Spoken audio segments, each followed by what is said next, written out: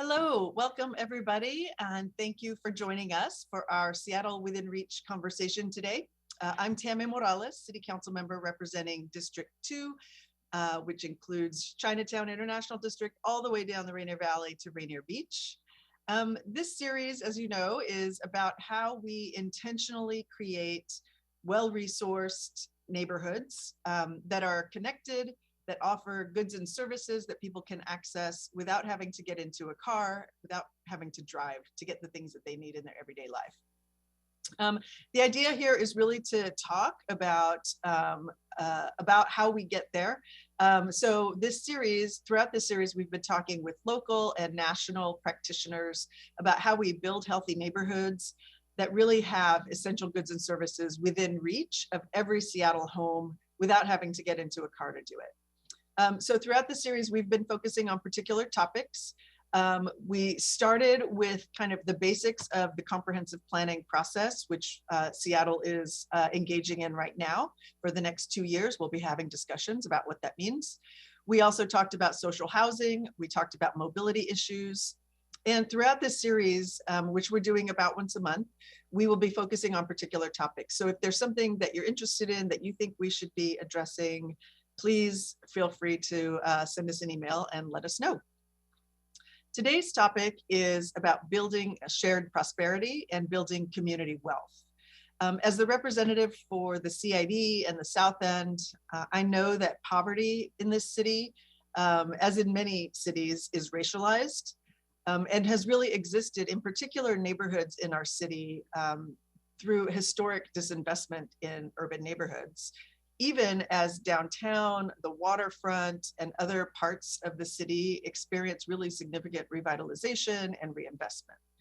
And so neighbors in District 2 continue to face displacement and underinvestment. And so part of the reason for me wanting to have this series of conversations is to really start talking about how we can do things differently in the city. And I think that means that we build capacity in our neighbors, in our neighborhoods, in our small local businesses to really drive the kind of change that they want to see so that we can ensure that communities of color get to benefit from the changes that we're seeing in the city and get to stay rooted in their communities without being displaced. We know that traditionally economic development has tended to focus on how we attract outside industry to the city. But we can, while we might be drawing jobs to our community, there is also very often a risk of those corporations leaving without notice. It also carries a risk of the kinds of jobs being low quality, low wage jobs. It could mean extracting resources from a community, really having negative impacts on air and water quality, for example. Or just a loss of important tax revenue through tax breaks that are excessive and that don't really help contribute to a thriving city.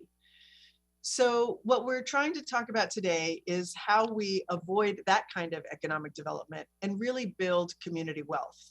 Instead, it's about how we use our underutilized local assets to make our communities more vibrant.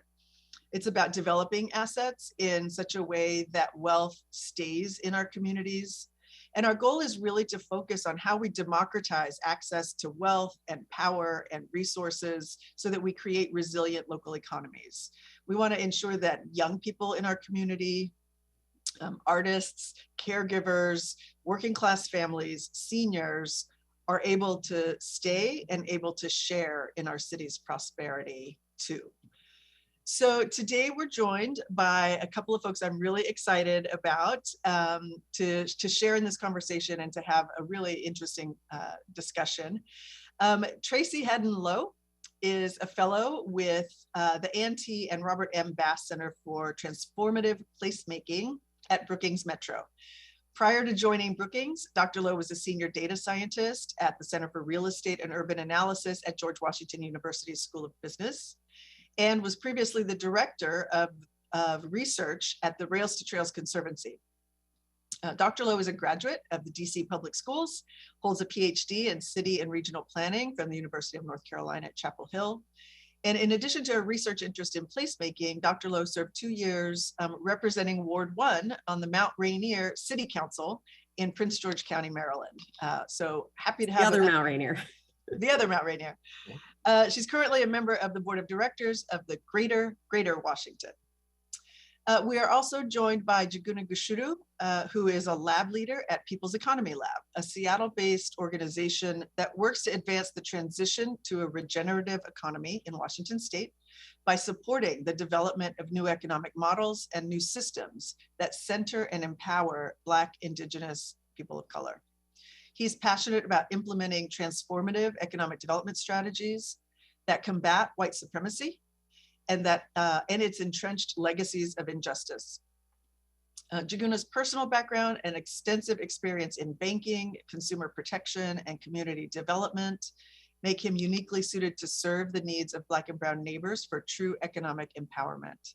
He serves on the board of directors of the Nehemiah Initiative, Urban Family, Next Cycle Washington, and One Vibe Africa. He is also the son of 2 of Seattle's most renowned African community leaders and is deeply committed to advancing their legacy of service in Washington state. And I will say that in my previous life as a food systems consultant, I worked closely with Jaguna's mom, Jambi, on how to support immigrant-owned food-related businesses.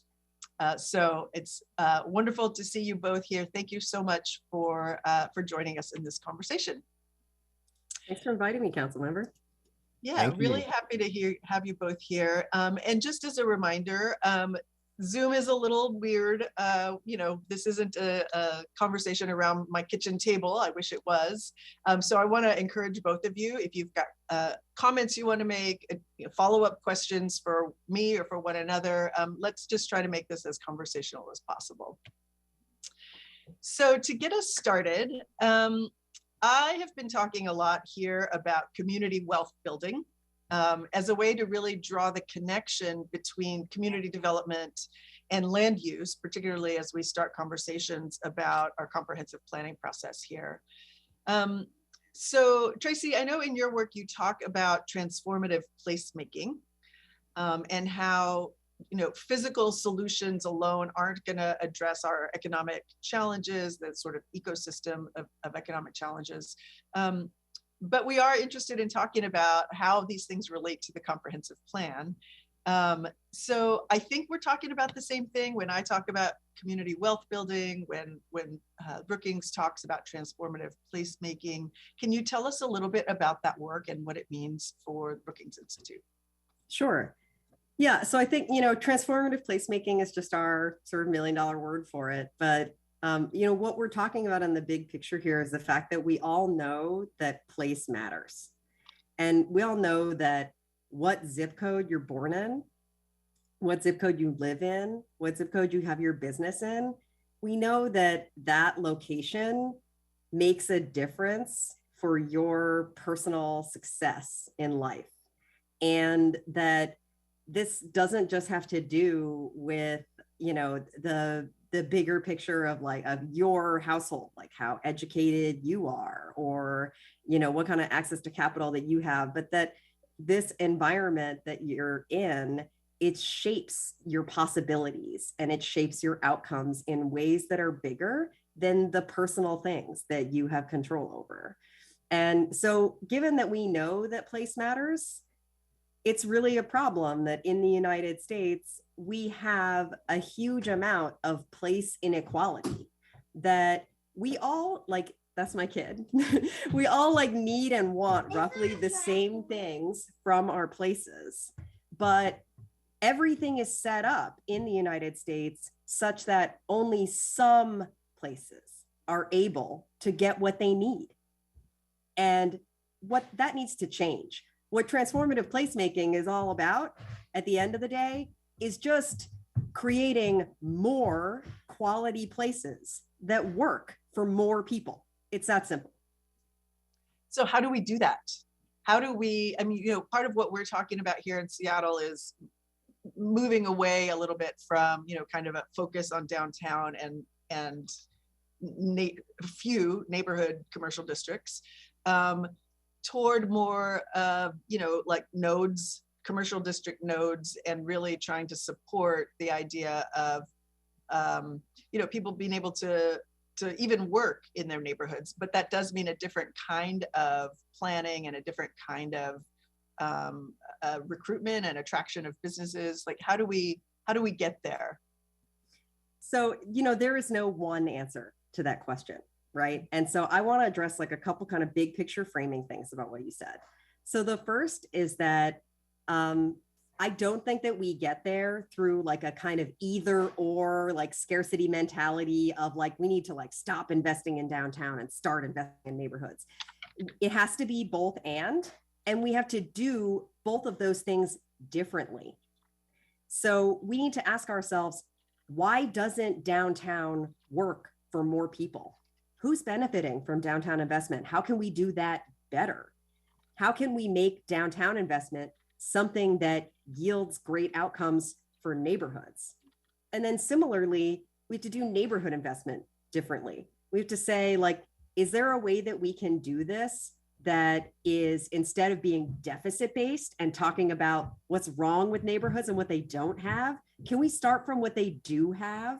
Mm-hmm. Assets that are overlooked or devalued, and say, what would happen if we just took a minute to recognize that the people in these places are assets, that there are all kinds of other social, cultural, economic, institutional assets in these places. And what if we invested in those things and started building something around them? It works for wealthy neighborhoods, and it can work for every kind of neighborhood.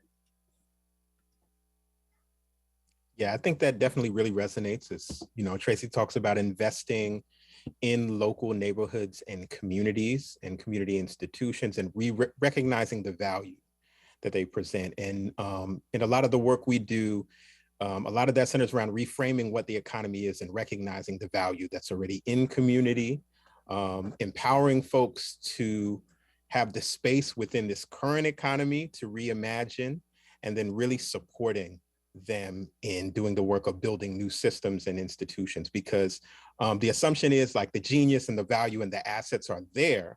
But as Tracy's mentioning, there's not the same nurturing environment and community context to support their thriving as there is for other communities. So exactly. I definitely agree that making those places where that support and that nurturing is occurring is what we need to see. And it's not just about like a lack of investment, right?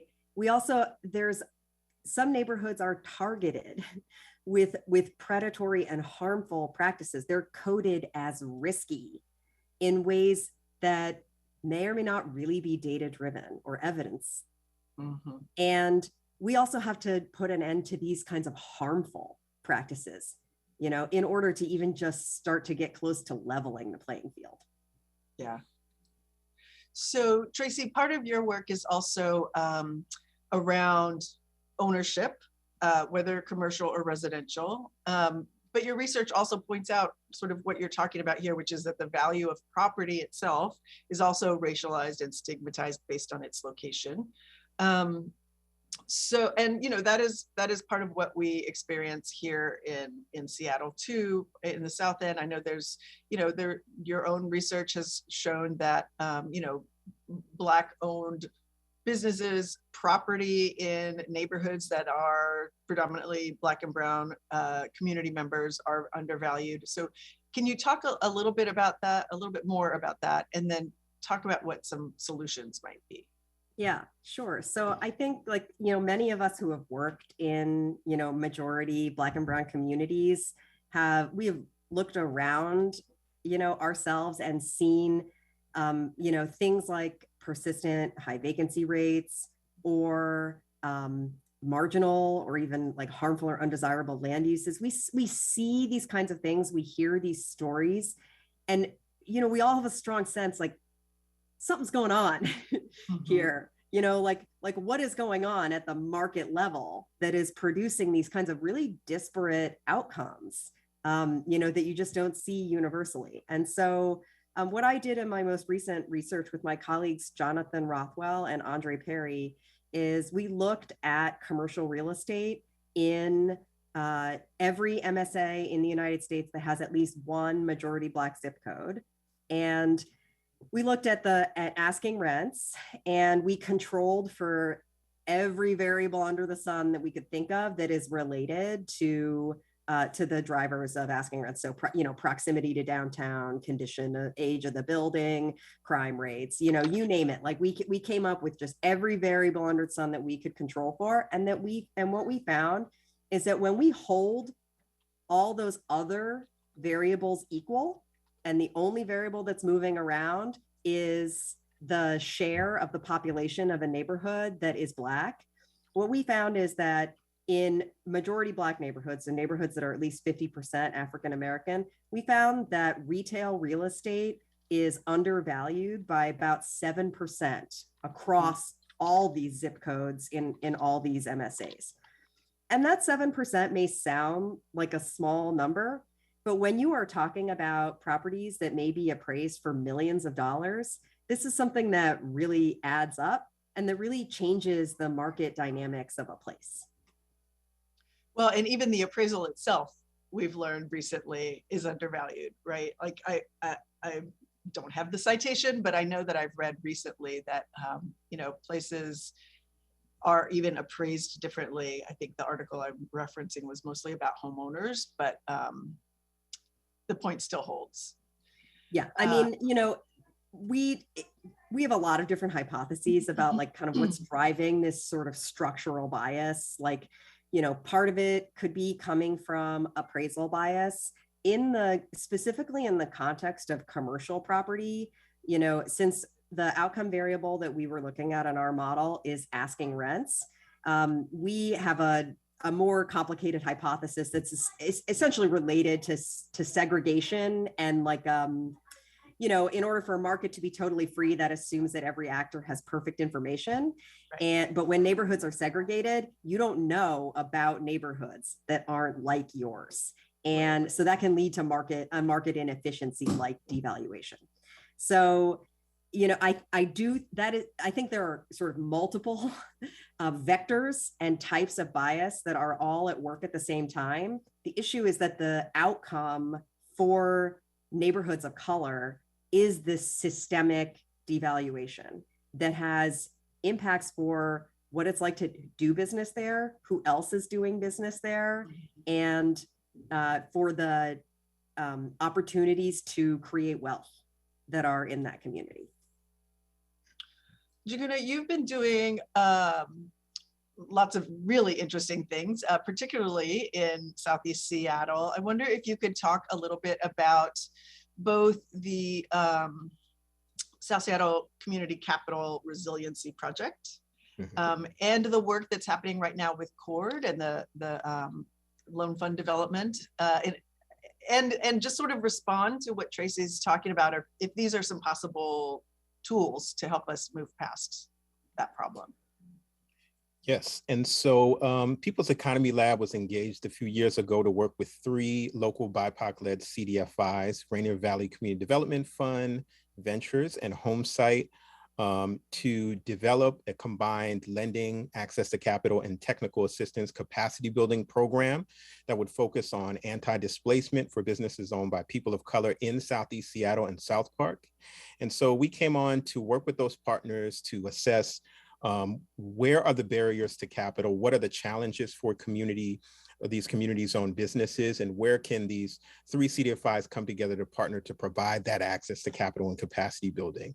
And so we went through a process where we engaged with them for about a 9 to 12 month process to build out a pilot project to use a case management approach and to integrate the 3 partners into engaging businesses more deeply, to sort of in partnership define their small business needs and packages of combined capital and capacity building that would help them to combat displacement.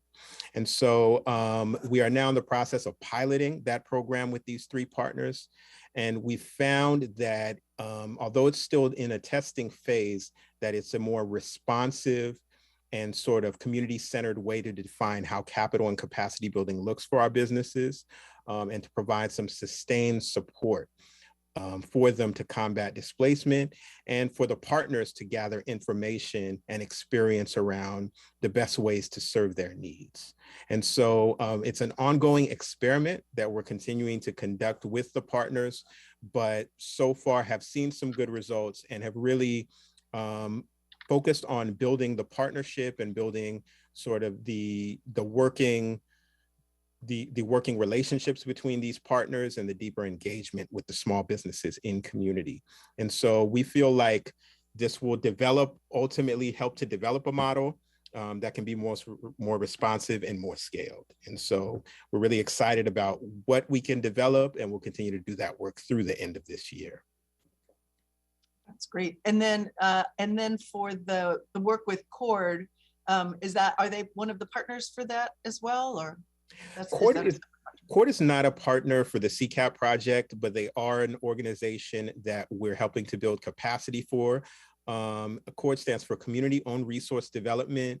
They're a group of mostly longtime community leaders, folks in real estate development, folks with government and community institutions, mostly rooted in Southeast Seattle, that came together really to address the problem of displacement, of the racial wealth gap in their communities, seeing that there were not coalitions and institutions that they felt met the full needs of the community. And so CORD has come together to operate as a collective to support community development projects and to build capacity among its members and friends. And so People's Economy Lab worked with one of CORD's leaders, Dr. Mark Jones, in the first round of our new Frontline Community Fellowship Program. And so that's where we sort of got to know CORD as an institution, supported Dr. Jones in his development and learning, and supported CORD as a coalition. We moved on to helping CORD to apply for an EDI capacity building grant and continue to work with the coalition to build out its organizational structure, to build out a loan fund for emerging Black developers, and then to help support specific projects like right now, the Arch Apartments acquisition and development project. And so CORD is a really exciting model that we see as an example of how communities can come together, recognizing their internal assets, bringing them together, and working to create that nurturing environment and nurturing network so that projects that build beloved community, which is CORD's sort of organizing framework, can advance as much as possible. And so that that network of expertise and of community can be built and generate progress for the community. So these, I'm trying to get back to, thank you for explaining how those are working, Jacuna. It feels to me like these are responses to the problem that Tracy has identified, right? Like as a result of the fact that neighborhoods have been historically underinvested in, under-resourced, we've had to create these other systems, these responses, in order to be able to increase access to capital for businesses in these neighborhoods, figure out how to help build capacity of these organizations to work together. You know, I was on tour, I did a tour in my district last week, for example. In the Beacon Hill neighborhood, there is a new apartment complex with ground floor, you know, vacant ground floor. So they're moving in 2 local restaurants that had previously been displaced from the neighborhood, Baja Bistro and Chibogs. And the reason, and so, you know, there's build out that's been happening. They've been waiting on permits for something like 18 months. And so, you know, so the landlord, the developer, has these carrying costs. But because of the relationship between the developer and the restaurants, you know, they're all from the same neighborhood. They frequent one another's businesses. There is a relationship there. And so the developer is not charging rent because he knows that the business owners aren't receiving any you know, income right now. And so, you know, it's just an interesting example of how if this was an outside developer, for example, that wouldn't have happened, right? They would have found somebody who could move in quickly, pay the rent, or would have just been charging rent this whole time. And so I'm just thinking about when we're talking about shifting the way we do business in some places, I understand not everybody might be able to do that, but those relationships are so important. And they were also brought together by the Beacon Business Alliance, who was aware of the project going in, the fact that these two other businesses had been pushed out, lost their leases, and been displaced, and so was able to bring everybody back together. And they're going to the Rainier Valley Community Development Fund for access to capital in order to be able to do all of this work. So that's a success story. Hopefully they'll be opening soon. But it's one example, and we know that there are businesses getting pushed out of Seattle every day. We know that there are entrepreneurs who don't have access to capital, who are trying to get started and are having a hard time. I think one of the first things you said, Jaguna, was like giving people the space to figure out what they want to do. So if we are in a situation, as Tracy said, where there is historic undervaluing of property, of businesses, of neighborhood assets, and the neighborhoods are having to respond by creating all these other systems, how do we bridge the situation as it is, the existing conditions in planner speak, so that we can get to a place quicker where our neighbors who are trying to, not just trying to survive, but trying to thrive and build healthy, creative, innovative neighborhoods, get them there quicker. I can jump in. If either one of you can really answer quick. that question So quickly, that'd be great. Council member, this is why I talk so much about ownership in my research, because that relationship that you were just describing, like, yes, the relationship is important. The only reason the relationship exists is because of the local ownership, right? Yeah. That's like a necessary precursor to that.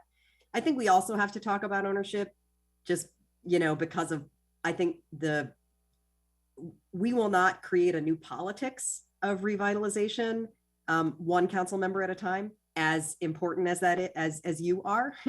We create that new politics through changing who owns what, because that's owning a piece of this country has always been a key fulcrum in enabling different kinds of and powerful political participation.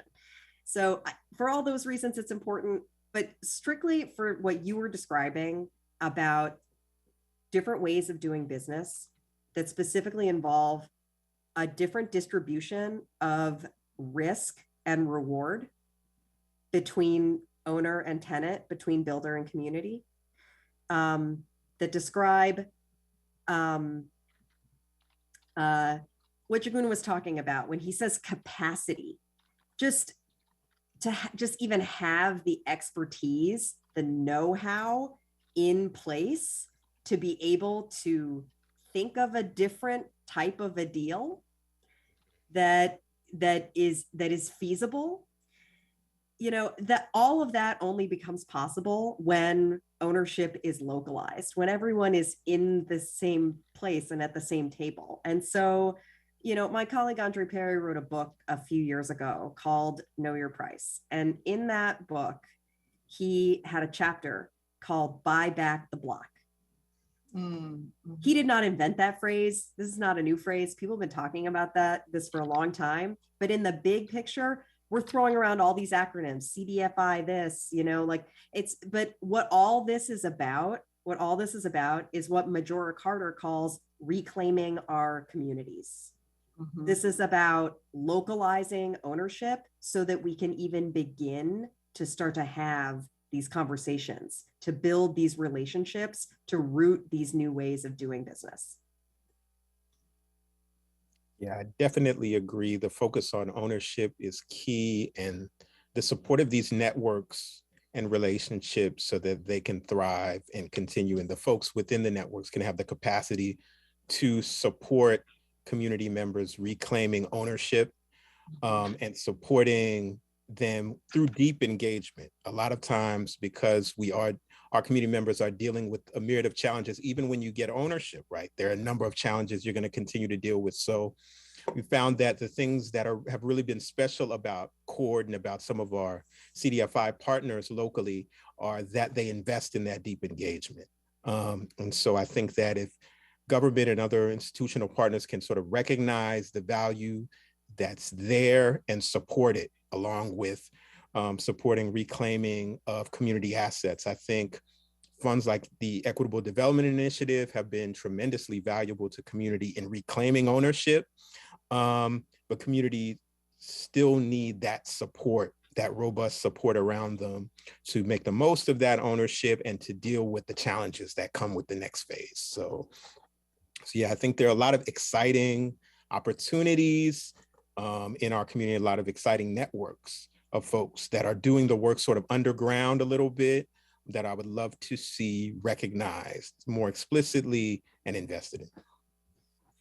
Yeah, I just want to reinforce what Jaguna just said. You know, commercial real estate in particular this is an incredibly niche sector. The top 1% of owners in commercial real estate as an asset class own 81% of the non-residential real estate in the United States. So we're talking about very few people. These are often like family businesses. No one goes to school and learns how to do commercial real estate, really. I'm saying that as someone who used to work in a school business. Like, this is like, just even how to manage a commercial real estate asset, how to do a commercial real estate deal. It's not written down a ton of places. This isn't common knowledge that everybody has. It's really actually very few people in this business and that are good at this business and know how to make money doing it. And, you know, frankly, like one of the reasons why the sector is quite lucrative and exclusive is because of how tightly held a lot of this knowledge is. Yeah. For that to change, you know, that requires a lot of organizing and a lot of building of capacity, right? The hard work that Jaguna is doing, this is exactly what needs to be done in order for that 81% figure I mentioned to change. Yeah, well, it's one of the reasons as somebody who's, trained as a planner, it's one of the reasons why I encourage, more Black and brown folks, honestly, particularly women, to go to planning school, to become developers, to learn. Or get that MBA. Finance, because different people need to be supporting this infrastructure and helping make decisions in a different kind of way. And that's definitely part of it. I mean, part of this, I think even within commercial real estate, like you will hear there are, like commercial real estate is just like any other sector. There's some people in this sector who are like super villains, and there's some people in this sector whose hearts are really in the right place and who want to do good things and be in community. But that doesn't mean that they know how to bring about the change that needs to happen, right? Like, because like I was saying earlier, right, the legacy of segregation, part of it is that we literally don't know each other. Yeah. And we don't know each other's communities and we don't know each other's businesses. So, it takes these kinds of interventions and frameworks in order for people to even have a chance to try out something different. And it's exciting to hear about all the work that's happening in Seattle, because this is light years ahead, frankly, of where most places are in terms of building out all this capacity. So, Jaguna, I want to ask you a little bit about sort of the big picture work that People's Economy Lab is doing around this just transition.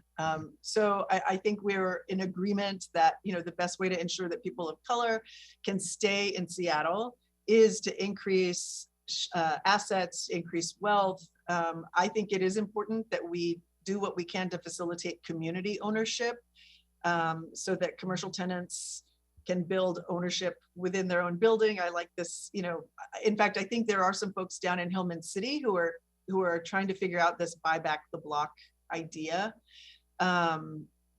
And also just to provide a space for businesses to launch and grow and be able to have the kind of vibrant commercial areas throughout the city that we're looking for.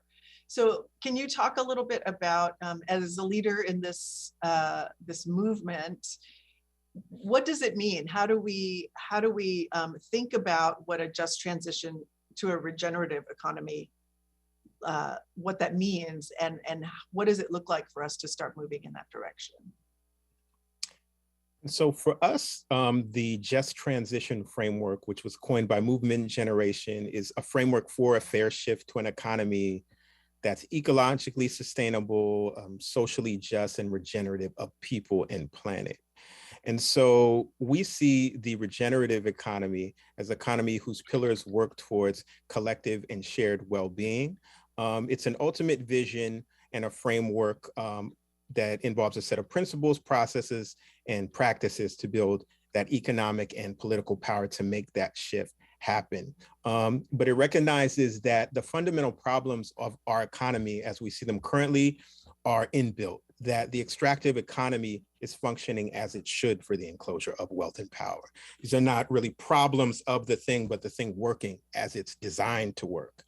And seeing the economy as something that we define, really, that fundamentally means the management of home, that this is not a force of nature, but these are rules that we've created and structures that we've created through relationships of power and a history of our society. And so we see it as within our power in that transition to rethink and reframe what the economy is and sort of recreate the fundamentals.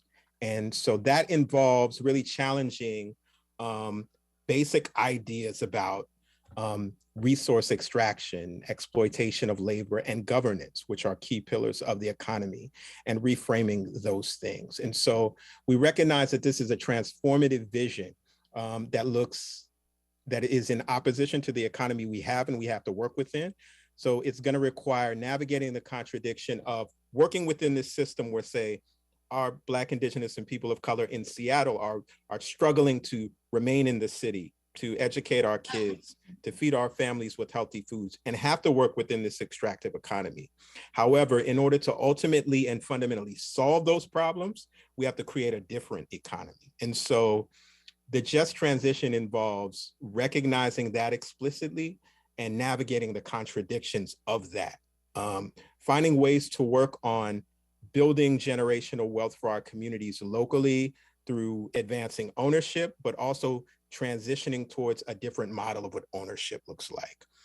Collective ownership, democratic governance, and focus on ecological sustainability. And so for us, it looks like really working in deep relationship with community to recognize this framework that we see in the world.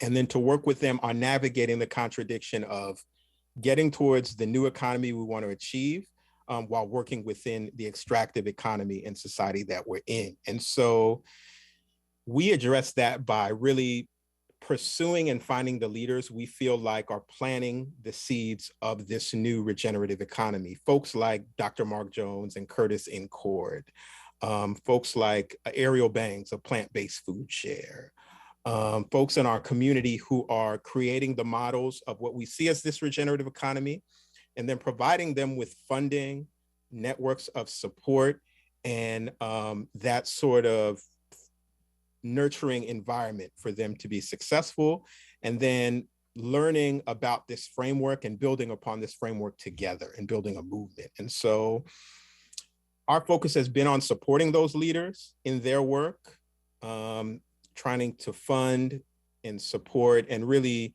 work in community with them to create the models of what we feel the vision is. It's exciting work and it feels huge. It feels huge both in terms of like what is getting accomplished, the shift, the scale and scope of the shift that is being contemplated, that is being implemented, is dramatic and really takes a rethinking about how we do everything. I can imagine that it feels Sisyphean because there is so much work to do. How you've got a lot of organizations that you work with. And, you know, as we've been talking about this work, it's becoming clear that, you know, that kind of traditional economic development framing and sector and way of doing things can be, I mean, there can be a big wall to try to hit as you're trying to do some of this work. Can you talk a little bit about how you kind of bridge the, I don't know, maybe if it's the communication, like how do you talk about the big shifts that you're trying to make when you're engaging with the more traditional sector? And I think what I'm really trying to understand is how we empower Black and Brown neighbors, business owners, entrepreneurs, people who want to help move in this direction. How do we empower them to help to make the shift? I don't know if I'm asking a real question here, but. Yeah, I get what you're saying. I think we focus on sort of serving as that connector between our communities and some of our large stakeholders like government, foundations, and others. I think one of the first steps is working sort of in deep community and understanding the needs of our communities and the challenges they're facing. Being there with them and participating in them creating solutions for their community members. Within that process, building relationships, building trust, and identifying our shared values. And then through that trust, sharing with them how we see sort of the problem in the world and the economy. And usually we're able to find the alignment there. It's in different places for different people in different communities. But once we do find that alignment, to strategize with them on how to connect with other large stakeholders to advance the interests of their communities more immediately, but also to find ways to help move us towards the larger shift. So maybe it's a specific issue around food equity and access to healthy food. And so we would work towards engaging deeply with folks like Ariel of Plant-Based Food Share, folks like Living Well Kent and Shamso down in Kent, and then identifying their needs, getting deeply engaged and learning about this framework and talking about it as we're working. We would strategize with them to connect with partners in government and in other larger institutions to serve their needs, but also to advance goals like maybe, you know, cooperative farmer networks and building more democratic access to capital that both addresses their immediate needs, but moves us towards what we're trying to see. And then as we're doing that, learning not just with the community members, but with our partners in government and institutions about why this is the best sort of path forward as we see it. And so we feel like we're sort of working to navigate that path with the partners and to act as sort of the connector and the steward of those relationships and trying to direct them as we can, but also to, of course, allow folks to have power in those relationships. Yeah, the relationships are key, it feels like, and that's, I mean, that sort of gets back to the conversation I had, what I was mentioning earlier was the relationships, you know, up on Beacon Hill and what was making some of that successful, and a shared goal of building community assets, you know, maintaining local ownership as much as possible and figuring out how they're going to make it work. Tracy, maybe I'll ask you that I just wanted to jump in and add that one other thing I find really inspiring about what Jikun is talking about is how it begins with being present in communities and asking them what they need, and that the solutions come from people who are proximate to the problems. These sound like, you know, woke talking points or whatever, but this is a really different way of doing economic development that you can operationalize this into a different way of trying to do something about poverty in communities. And actually it reminds me a lot of the story of this shopping center in Portland, Oregon that I heard a couple of years ago. There's a nonprofit based in Portland called Mercy Corps that mainly works internationally, doing anti-poverty stuff. And they have a domestic arm as well that does some stuff in the United States. They wanted to create some kind of investment tool for low-income people in the United States, but they didn't really know like what, right? Like if I'm going to think about investing, I guess I'm thinking about like putting some money in my 401k, you know, or buying stock or something. That's when I hear invest, that's typically like the first thing I'm thinking of. So, but they went to a very low income zip code in Eastern Portland and just hung out and like talked to the people who live there and asked them like what they wanted, what they needed, got a sense of like what they could trust. These are not people who are like rushing off to buy stock, something that's invisible, that they can't see, that they don't know what it is. And we've been working with them to try to see if that model will work here. But and like, and so they're, you know, what they came up with instead is essentially a mechanism for people who live in this zip code to buy shares in a local shopping center. And you know, so it's a kind of stock. It's a share, right? But it's invested in something tangible that the community can see. And what's striking about this story is not like, oh, and then they decided to invest in real estate. I mean, like that piece is cool too, but like it's that it began with this user-centered design, which is just the fancy way of saying it just began with asking people what they need. Mm-hmm. And it's sometimes it's that simple to start with. But most economic development does not begin that way. Right. Right. And so this is the community investment trust idea. And we're actually working with them to try to figure out how a model like that might work here in Seattle, and have a couple of organizations that are very interested, and People's Economy Lab is helping us with that as well. So neighborhood is important. You know, this sort of relationship is really important. And so I want to go back, Tracy, to this question that we kind of touched on earlier about sort of the downtown neighborhood mega region question, right? Because we are here in Seattle, as we have our economic recovery conversations, a lot of the conversation is really centered on how do we bring back downtown? How do we get people back downtown? How do we invest in downtown? And we know that out in our neighborhoods, there is also a need for recovery and investment, and, you know, restaurants that are still struggling and small businesses that still need support. And so I, frankly, have been pretty candid about worrying that that there's going to be too much emphasis on downtown. So maybe you can talk a little bit about your work around mega regions, what that means for Black and Brown communities, and how it relates to this conversation about how we do economic development differently. Sure. So, you know, my research on megaregions is really just about just looking at how growth is happening in the United States, you know, currently, like where are new jobs and new households locating? And you know, what I found in my research, and you know, a lot of other people have found this too, this is not like a particularly shocking finding, is that, you know, the vast majority of new housing and new jobs are actually out in the suburbs.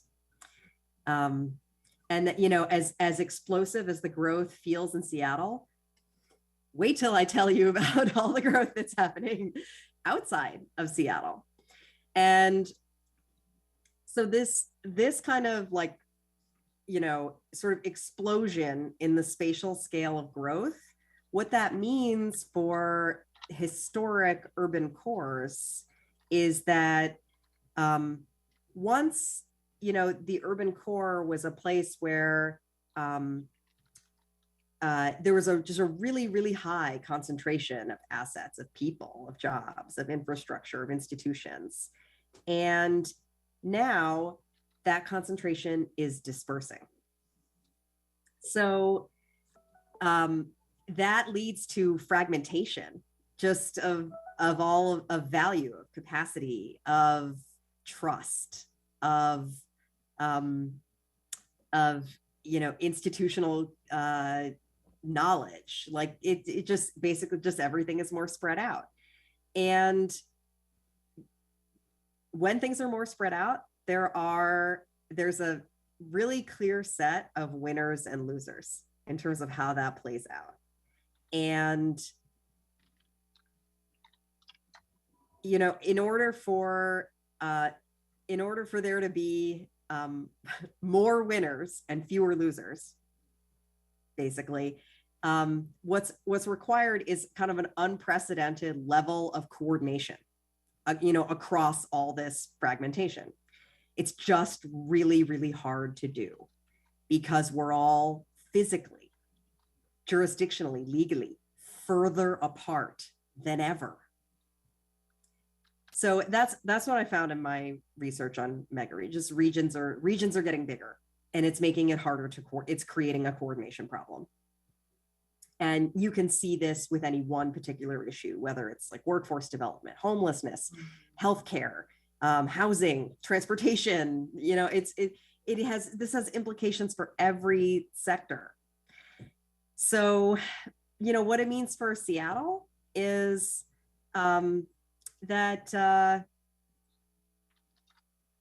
I think it's easy many cities, have this tension of like kind of downtown versus the neighborhoods, and perceive their city politics as a trade-off between those two things. But what I see in my megaregions research is that is first off, like,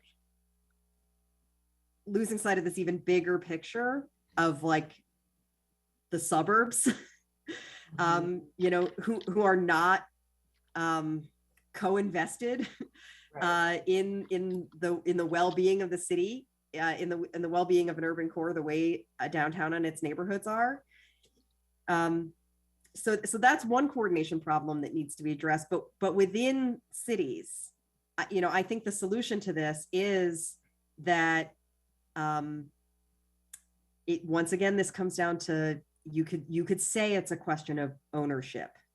Mm-hmm. Who owns downtown? And who is benefiting from downtown prosperity? We have to get the answer to that question. And I think many of us can start to guess already, what the answer might be when we get it. And so how can we expand it? How can we get downtown invested in neighborhoods and neighborhoods invested in downtown, so that cities are cooperating and not competing? Because in this kind of big fragmented landscape, that is that's something that would have strong net benefits for older neighborhoods in the urban core. Yeah, I mean, we certainly have this Suburban Cities challenge as well. Every region does. Yeah. I mean, Seattle in King County, Seattle is obviously the largest city, but there's lots of smaller cities that have different ideas about, as a region, what we should be doing. And certainly as it relates to the comprehensive plan, we are bound by our State Growth Management Act to reach certain targets around, how much housing we're going to produce, how many jobs we anticipate. But even within those sort of expectations, there's lots of different ways people approach what they are planning for over the next 20, 30 years. And the rest of us have to deal with the consequences of that. So trying to get our city moving in the right direction is important, obviously. I'm sorry, Jaguna, did you want to chime in on any of that? Yeah, I think what Tracy said really resonates, especially about the dispersion of folks and the challenge around coordination. I grew up, my parents had a store in Pike Place Market in downtown Seattle. And so grew up in a time when it was affordable to own a business space in Seattle and sort of grew up with the benefits of my parents being able to be small business owners in Seattle. So I've seen those opportunities become out of reach for families just like my own. And so I think about the relationship we had to downtown, living in South Seattle and Beacon Hill and Rainier Beach and Skyway, having a relationship to downtown, growing up there, having my first job there, being able to watch my parents do business and participate in downtown's business ecosystem and to benefit from that in a way that's out of reach right now. So when Tracy talks about ownership, I think that really resonates with me, and really understanding today how our communities relate to the downtown economy and what is the best way to create pathways to being more connected, but also to understand the realities of our communities being dispersed into neighborhoods and other places outside of the city. And then have questions about, okay, then how do we use our current networks, even folks outside of the city who are still connected to neighborhoods in the city, who want to come back and map out a sort of economy based on a lot of those relationships and what folks are doing right now. So yeah, it gets a lot of my wheels turning, but I think a lot about like, how do we, it requires a lot of engagement to talk to people about like, what are you doing right now? Where do you live? When do you come into the city? What do you get in the city? And I think that sort of mapping and those conversations and processes are really valuable, but they are hard to fund and to sustain. So would love to see as much coordination around that as possible, right? With government and larger institutions and community-based institutions around doing that work more continually so we can be navigating like what is the best approach.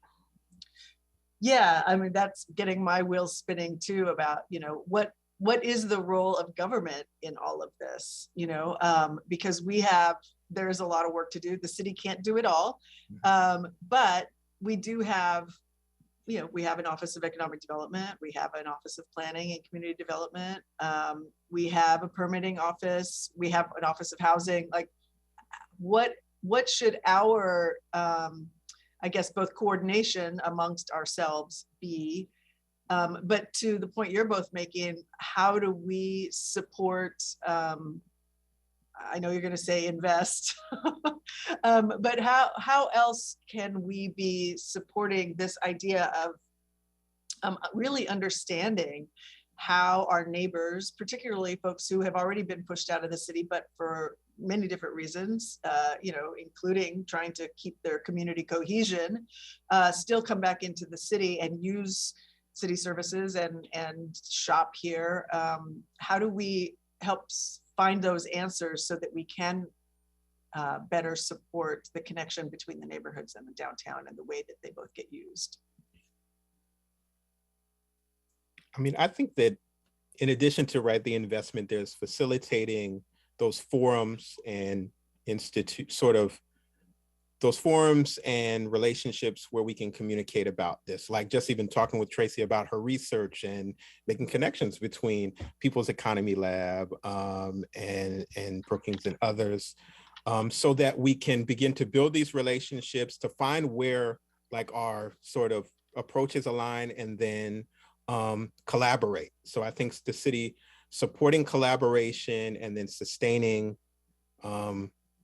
sort of forums for us to collaborate and work together, and as much as possible to invest and to fund the work, and then to sort of help us to hold the data, the research, and to work with community to be a part of that process of looking at what we're hearing from community members and helping to map that out and then to pick a path right within that map. I feel like that's a really valuable role that government can play, and then bringing in other actors from the private sector and foundations and others by endorsing and really championing the work. You know?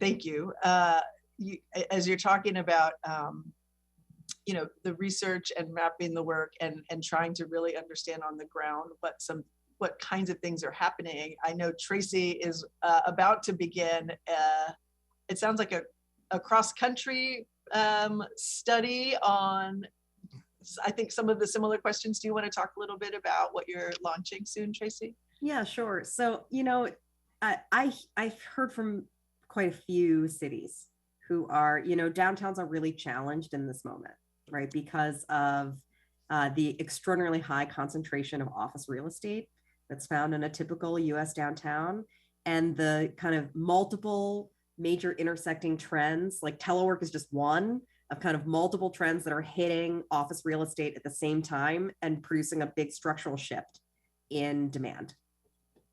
So this is for people who own office buildings in a downtown, they may say like, oh, this is like a disaster, this is really bad.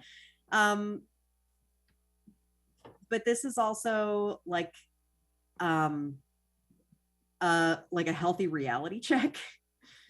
That maybe the way things were before the pandemic was not extremely resilient, and that we need to take a look at the ecosystem in which like downtown office buildings exist, and figure out a way to help that office kind of monoculture evolve into something that is useful to more people, at the end of the day. So I think that there's a conversation that cities need to have, that those in the private sector that are invested in downtowns need to have. And so I am starting a research project that's going to get a few big city US downtowns together in order to look at their kind of baseline conditions economically, socially, politically, and then, in terms of infrastructure, and to exchange ideas about how not to build back in the sense of like discovering a time machine to February of 2019, right, but how to build something new that is that's more inclusive, and that is resilient and productive. And when are you starting that work? As soon as I am done raising money to support it. I'm sure Jaguna can relate to what I'm talking about. Work, a controversial statement for women and people of color to still be making in this country is work isn't free. I think we're all here to say it. So I got to figure out that piece first. But as soon as I have that piece figured out, I am hopeful that that Seattle will be one place where we can have this conversation, because I hear from you, but I also hear from other folks in Seattle who are just hungry and ready for this conversation, ready for something different, and understanding that this is a moment in which things have to change. Yeah, absolutely. There's a lot happening here. We have, as everybody is dealing with what our cities look like after the pandemic, how we recover, how we support our businesses to come back, how we make sure that workers are safe as they come back into downtown or any other indoor work environment. Certainly a lot to contemplate. Yeah, and we talked earlier, you shared that kind of one small example of like a new way of doing business, a new way of sharing risk and reward. That was like one building, one restaurant, one project. But actually, we need to have that same conversation about this much bigger picture. Right. There was a way we were doing business before the pandemic that was working for some people, but the fragility of that model has now been revealed, and it is no longer viable. Mm-hmm. We must all work together, the private sector, the public sector, and communities, to create something new.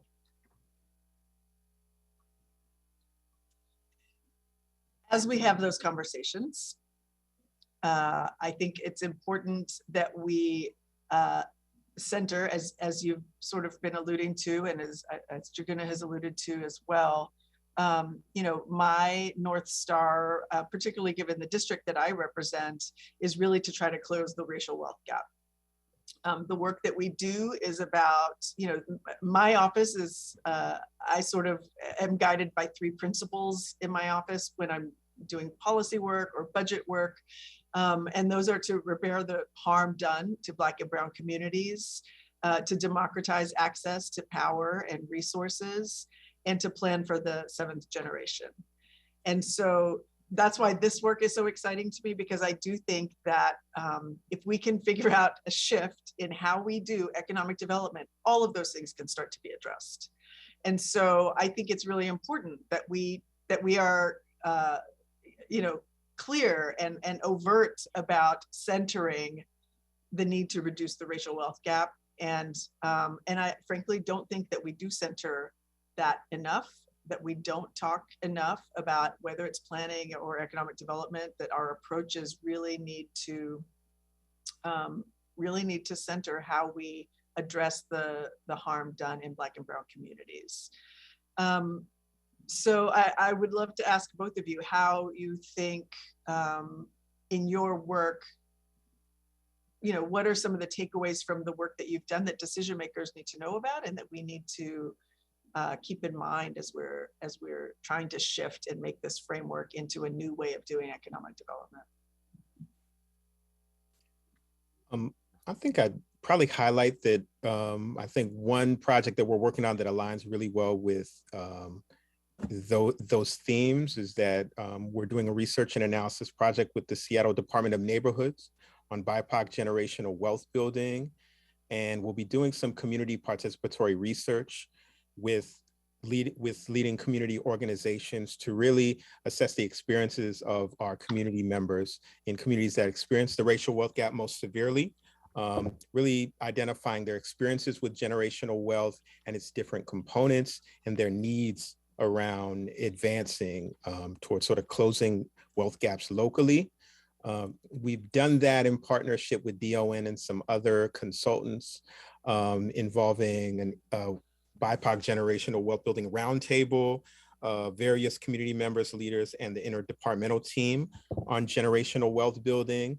And so far, from where, you know, People's Economy Lab is coming from a just transition framework where, again, we see the problem requiring this being sort of a symptom of the overall extractive economy, but understanding that we need to work within the current frame to sort of get to that overall shift we're working towards. And so we started by working with that roundtable group and our community partners to really identify what are the needs and desires of our community around generational wealth building, and then where can we align those needs with specific strategies we can identify that would serve them, but would also align with our principles in terms of democratizing access to capital and economic power and collective ownership. And so I think that it's sort of, our work in this area sort of embodies that balancing act, right? Working with community in these roundtables and through this research to really identify their experiences,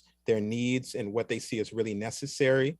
Understanding what we see from the research about the importance of ownership and the importance of access to these opportunities to generate economic power in this system, with what are the opportunities to make that fundamental shift at the same time. And so we think that that is sort of a critical approach to be able to engage and to be able to address communities' needs, but at the same time to be able to experiment and prioritize elements of transformation in that process. So we continue to do that work right now with the roundtable to do the research, and it'll be an ongoing process, but that will inform some of the investments that the city has defined to make in things like guaranteed basic income, financial literacy, and other areas.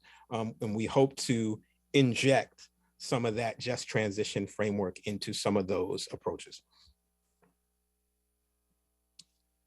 Yeah, as the chair of the committee that oversees Department of Neighborhoods, I am very excited about that work on generational wealth building and how we really start to understand what's missing and how we put back together the infrastructure and the support that we need in order to make sure that people have access to ownership, access to economic development opportunities, business ownership, home ownership, and another part of what we are trying to do in my office is really reframe what we mean even by affordable housing, right? So we have a lot of important affordable housing programs in the city. Our Office of Housing just funded another, $80 million. I can't remember how many units that's going to produce. And I would love to see us also offer social housing where, we don't just acquire land in the city and then sell it to a developer, but we acquire land for the purpose of affordable housing and hold it in city ownership so that we have, the opportunity to really ensure the permanency of that affordability for folks. And it would include not just rental properties, but opportunities for home ownership as well. So I think there are lots of different ways that we could pull this thread and really start to pull together an array of opportunities to make sure that people have access to ownership in the city. I'd love to add just one thing about closing the racial wealth gap and why it matters.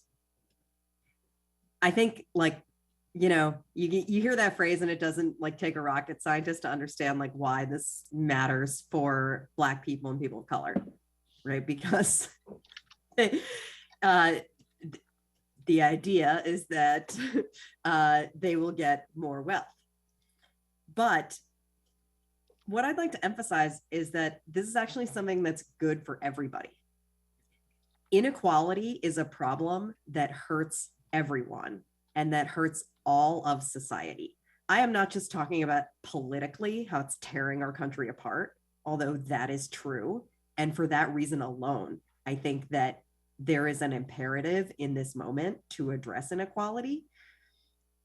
We would all actually be richer, quite literally, but also in conceiving of wealth really broadly, the way Jaguna describes it, we would all be better off in a world that had less poverty and inequality. There are literal costs to society that we all bear by allowing this system to continue to work as designed. And that is, it's not just a tragedy, it's also inefficient, right? What closing the racial wealth gap is not about taking what somebody else has and giving it to somebody else. What this is about is that there are Black and brown entrepreneurs who have the next cure for cancer or a great idea for a business, the next iPhone, whatever it is. All of this potential, all of these ideas, all of these ways in which not just the entrepreneur, but whole of society could be better. Right now, we leave all that on the table because of all of these systemic barriers to the success of BIPOC businesses and innovators. We would all benefit simply from unleashing that and making it happen. I want that next cure for cancer. I want that next iPhone. Those would be great things for me, just to get to have. And this is a big world. We need all hands on deck in order to address big problems like climate change. And we can't be leaving huge chunks of society not engaged in our problems because of poverty. So, this is something that we need to do, not just because it's the right thing, but just because it's the efficient thing. We have to stop wasting, so much of our own potential. And that's one thing that hurts me about inequality, is just how terrifically, terribly, tragically wasteful it is. So, there is an old school economic development case for why assets with potential should not simply be left on the table. I could not have said that better myself. Thank you, Tracy. I mean, this is the crux of the matter, right? And I thought similar things myself. Like I want to be, especially when I look at our schools, you know, some of our South End schools that have also been sort of historically underinvested. And I think about the potential in those kids whose parents are working several jobs, who are living in, you know, housing that is not safe, not sanitary. You know, their schools don't have enough food to feed all the kids who get free and reduced lunch. And that is all, as you said, by design. Those are policy decisions. Those were decisions not to invest in those neighborhoods. And the people who have grown up in those neighborhoods have been dealing with that for generations. And what does it mean for who could have come out of those neighborhoods and been the next, you know, great artist or composer or, you know, physician or any, you know, the next, I don't know. I don't know about I'll take a cronut, you know, the next whatever. dessert. Who knows what it is?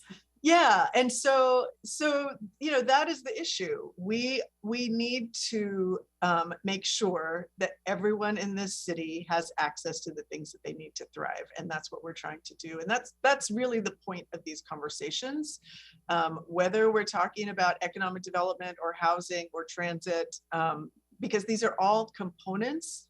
These are all elements of the comprehensive planning process that we are beginning.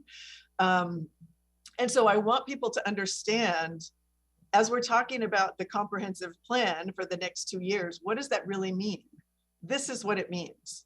It means that we have to think deeply about all the different elements and what needs to change about the way we've been doing business in this city and really in this country, so that we can do it better and not build back to what we were before, but build something more just and more equitable as we're moving forward. So thank you for both of you for reminding us. You know, I think Paul Wellstone said, "We all do better when we all do better." That's right. It would not just be more just and more equitable. It would also be more fruitful. Yeah. Okay, so I had one last question. We've got a little bit of time, and this really does go back to the comprehensive planning question for me. We are, and I gave Tracy a little bit of a hint of this when we spoke yesterday, but you know, as we are coming out of the pandemic, as we're having conversations about whether everybody's going to come back to work or not, how many people are going to come back to work, what does that mean for downtown, what does that mean for our neighborhoods? You know, we are also talking about 15-minute cities. We're talking about, you know, this sort of network of thriving neighborhood commercial districts that we would like to see, so that everybody can get the things that they need within their neighborhood without having to get in a car, without having to come downtown, whether that's, you know, a pharmacy or a healthcare or childcare or even their jobs. So that's, I think, something we should be moving toward, whether or not, you know, people are going to be working from home in large numbers.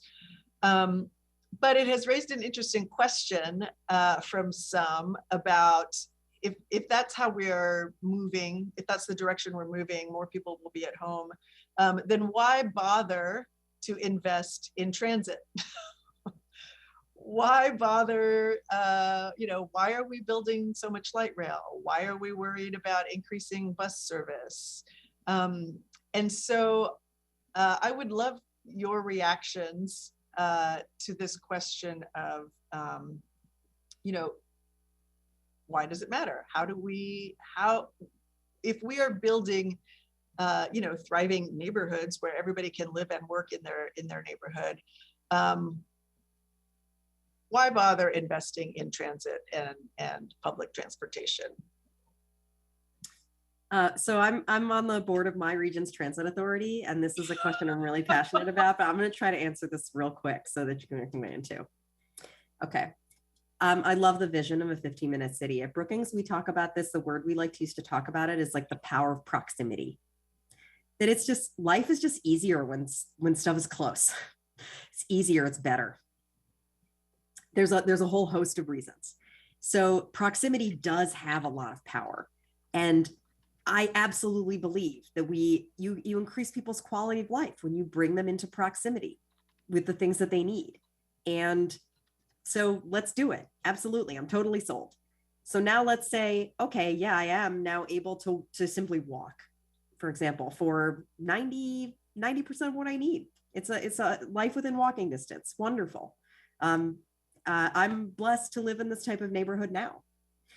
But I will tell you what, there's this 10% of stuff that it's like, oh, that's like a pretty complicated special type of a thing. Like, oh, I need to have an MRI, or, oh, I need to meet with, my friend who lives in a different neighborhood. There is that 10% of times when you still need to go somewhere else.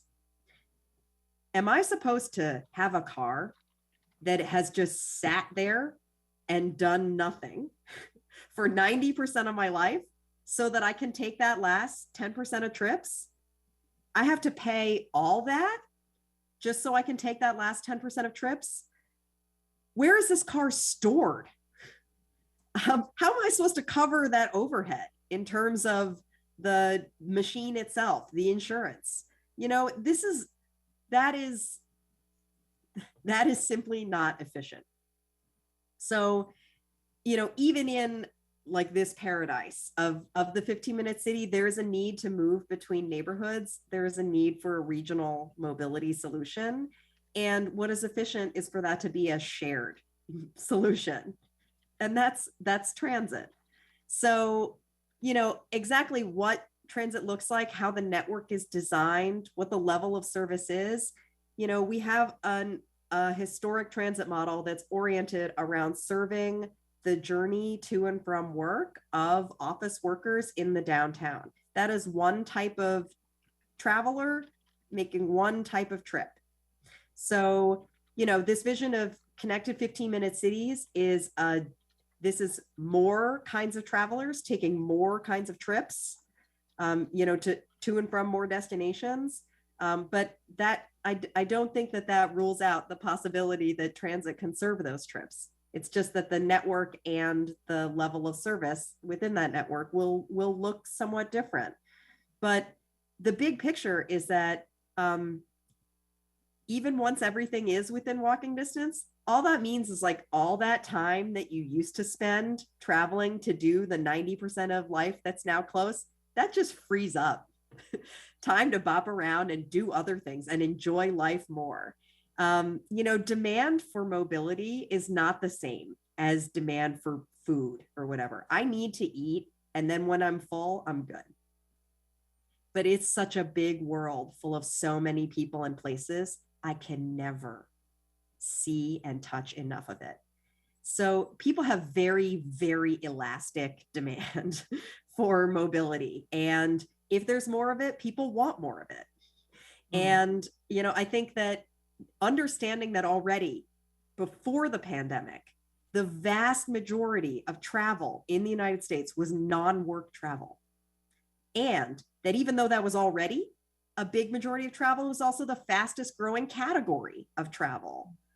We should not have needed a pandemic to tell us that we need a mass mobility solution that connects us all to each other. It's hard to do this in the mega regional context.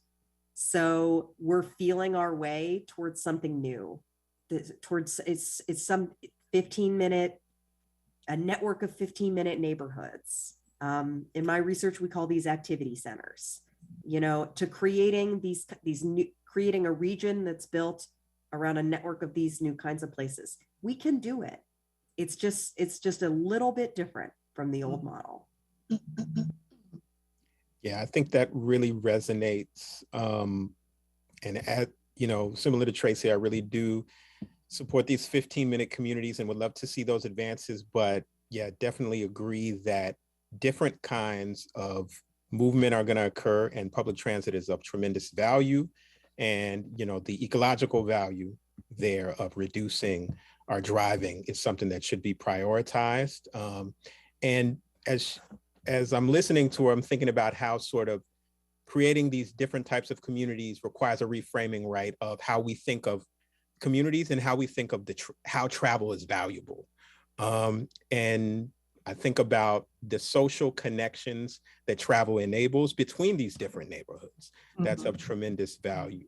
And think about how do we need to sort of reframe that in order to make the case for transit, that it has a new place and that we've seen an example of that during the pandemic, but this can be sort of a new way of approaching travel, and how that, the place that it has in our own economy as people, right? As we think of the economy as just the management of home, the management of our own daily activities and movements. That's all it is.